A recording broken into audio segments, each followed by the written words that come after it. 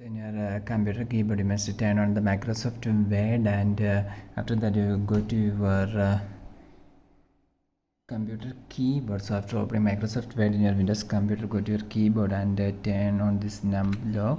Now you can see an alt key on the left side of the space bar. You must press and hold this alt key. Don't remove your finger from this alt key. At the same time you must type here 8666. After typing 8666 you can release your finger from this alt key.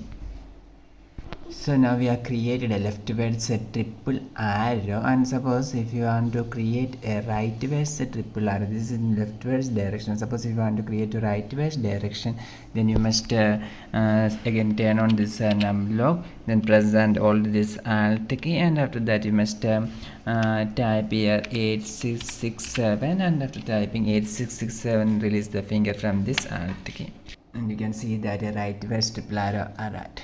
For more videos you can subscribe. Thank you.